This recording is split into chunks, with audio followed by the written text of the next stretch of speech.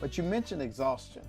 That's a very real thing. It is. When you're raising kids, especially small kids, they can run you ragged. I remember coming home, after being at church all day, and the boys would be in the driveway bouncing the ball like, "Daddy, Daddy, come and play ball with us." I would be bone tired, but I would muster up some energy because I didn't want them to feel like that Daddy did not have time for them. Right. But talk about, look in the camera and tell ladies, what do they need to do when they're exhausted from raising kids and don't have energy to be sexy? What do you do? Gosh, there's so many things. Like when you have to find what pours back into you.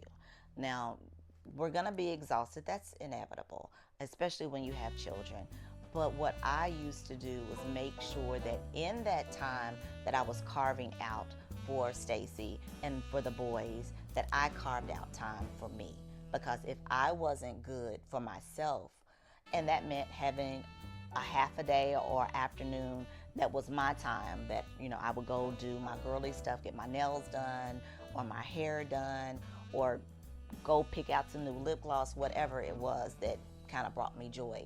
But that is what would help me through the week, knowing that, I'll get some quiet alone time. Another little thing you used to do is like when the boys were really young and you would come home and I would have already been home with them, you would take them and that would be your time that you would, give them baths. But you was like, Mama's gonna go to the Bahamas. I literally wasn't going to the Bahamas, but that was a signal to the boys, don't bother me. I'm in the bathtub breathing with my bubbles up to my neck, and my glass of wine, so leave me alone from this particular time. So that really helped, that I had a designated time to just be and not have to worry about a kid looking at me in the bathtub. Let me say something to the fellas on this. You heard what my wife said. She would go to the Bahamas. I was a travel agent. And so what I would do is I would come home and I would run her some bath water. You did. I'd light a candle. I'd give her a little glass of wine, put it by the bathtub and say, because I could see it all in her face. She could not wait till I crossed the thresholds of the door. And without saying anything, I went, got changed, fixed her bath water, and said, baby, go on in the bathroom and stay as long as you need to. I got the boys.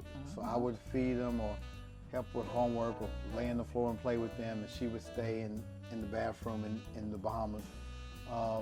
Talk about self-care and how important that is for both parents to make sure they take part in self-care. Self-care is everything from taking care of your hair, to working out, to eating healthy, to making sure that you are doing stuff that feeds your soul by journaling, by going to church, by praying together. But as far as the self-care, it's so important that you keep your doctor's appointments while, not just while you're having kids, but for the rest of your life, to keep up with your doctor's appointments, because you want to make sure that you are operating in a healthy place, because it's nothing worse than trying to take care of a small child and you're sick yourself. So self-care is so important because you have to be better and be operating in a good space so that you can deal with your children. Yeah. I would say self-care for men is important too. Going to the barbershop with small kids, it was a bonding time for me and the boys, but it's also a time for me, to get in that barber chair. Something happens when you get in the barber chair as a man. Okay. It turns into either a counseling session where you're talking about sports or you go to sleep. But nevertheless, that's good. Going to the gym was self-care for me. I had to stay healthy so that I could get the stress off of me, keep my tempo good. Also getting up early in the morning while the house is quiet. I would go into my office and pray and have my devotion and journal every morning and pray for my family while they were still asleep. I'm the only morning person, so that worked to my advantage. The house is very quiet early in the morning, so I would get my devotional time. That was self-care. But going back to the sex part, it's very important. I mean, we got married, that our pastor, Dr. Cosby, told us, he said, first God, then your spouse, then work. First God, spouse, children, work. Right. God, spouse, children, work. Notice that the children come when? It comes after your spouse. Listen, I know some of y'all you're having cognitive dissonance when I'm saying that your spouse comes before your child. And I've heard many people make the mistake say, no, my kids come first. That's wrong. You all are primary. In fact, when you're in the airplane, and they say in the case of a loss of oxygen and the mask drops down, parents are supposed to secure their oxygen mask first before trying to help their children. Why? Because if you pass out trying to help your child, both y'all gonna be dead. So it's important that you give oxygen to your marriage. Right. You all have to make sure that you are intimate, that you're making love, you're having good sex, and it's possible. I know you're busy. I know you get tired, but if you schedule those things, watch this, date nights. So very important. You got to schedule date nights. Get you a reliable babysitter. I remember, I'm gonna tell y'all a story one time. Rhonda and I decided we were gonna go downtown in Memphis, and we went to one of our favorite restaurants, and they had some rabbit. I had some rabbit. Rhonda had something else, some duck or something, and we were celebrating. And somebody messed around and bought us a glass of wine. But before that, we had wedding cake martini. Yes. Yeah, the best. Oh, it was so good. And then somebody said, "Oh, here you go. Here's some wine, baby." we was right, you know. And so I was like, "Babe, we can't drive home. We need to get home." So we called our babysitter and we said, "Can you spend the night?" And so we got us a hotel room. And it was on like neck bones. We extended our pleasure that night, spent the night, and came home safely the next day, thanks to our babysitter. But my point is that you must take the time to schedule date night, and find your reliable babysitter, whether it's a relative or somebody you vetted that you trust with your kids, because that time that y'all spend together is precious, it's important, and it keeps the love strong.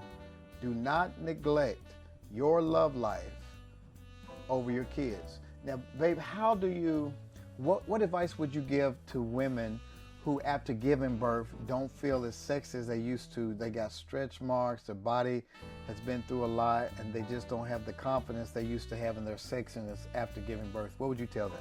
Body image with women after having birth can be a little traumatic, because God has made our bodies so magnificent where we can house a whole human and give birth to a child, and some that have multiple children at the same, not at the same time, but carry multiple children. But as far as your after weight or trying to get back in shape after you had a baby, don't be so concerned initially with it. As long as you are still eating healthy, you're doing some type of exercise, even walking is very, very beneficial if you don't go to the gym consistently. But remember that your spouse still loves you. Yes. He loves you so much, stretch marks and all. I could not stand my stretch marks on my stomach. They look like a starburst, and I still don't. But at any rate, Stacy loved them. And I had to grow to love them. What did I say to you? You was like, you would kiss my stomach and say that, that I carried your boys. That's and right. you were That's so, right. and all that. But as far as our body image or our bodies changing, we grew a baby for 9 months. And so our body was constantly changing throughout those 9 months in preparation of making sure that our baby is delivered healthy. You're not going to snap back that quick. No one has snapped back like that. So it took 9 months. Give yourself at least a year to get back to your fighting weight. And that's with you being like disciplined. Nursing helped me a whole lot. If you don't want to nurse, or if you have issues with nursing, you don't have to nurse. I mean, it's beneficial for the child, but knowing that you are doing something that's going to help you get back to your fighting weight, like before pregnancy weight, if that's your goal. And I think to the men, it's very important, as my wife said, that we are emotionally supportive of our wives. you